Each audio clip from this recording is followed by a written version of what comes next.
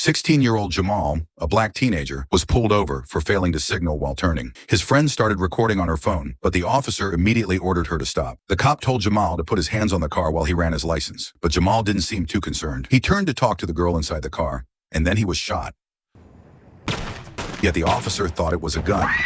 Any warning, he opened fire. The witness, his childhood friend Caitlin, couldn't believe what had just happened. It wasn't until later that the police realized Jamal had been holding nothing but a comb. Caitlin lived in a black neighborhood, sometimes called the projects. It was a rough area. Even the schools weren't safe. That's why her mom worked hard to send her to a school across town, far from the violence. After the shooting, Caitlin was taken to the station, but the officers questioning her only focused on Jamal's past record. They didn't seem to care about what actually happened that day. Her uncle, also a cop, eventually got her released. It was true, Jamal had been involved in selling drugs. With his mom using and his grandma sick, Jamal felt he had no other choice. But none of that was known to the cops who pulled him over. Later, Caitlin learned from her uncle that the officer involved was only placed on paid leave. If they wanted justice, they'd have to go through a jury trial, which meant Caitlin would have to testify. Her mother was strongly against it. She didn't want her daughter caught up in something so dangerous. But soon the story was all over the news. At Jamal's funeral, nearly everyone from the neighborhood came. The grief and anger spilled into the streets, turning the memorial into a protest. Despite calls for calm, things turned violent. That night, as Caitlin's family watched the news, a lawyer came by. He urged Caitlin to testify to help convict the officer, but her mother still refused. What hurt most was seeing her wealthy classmates treat Jamal's death like an excuse to skip school. They were smiling, almost like it was a field trip. That's when Caitlin knew she had to speak up for Jamal.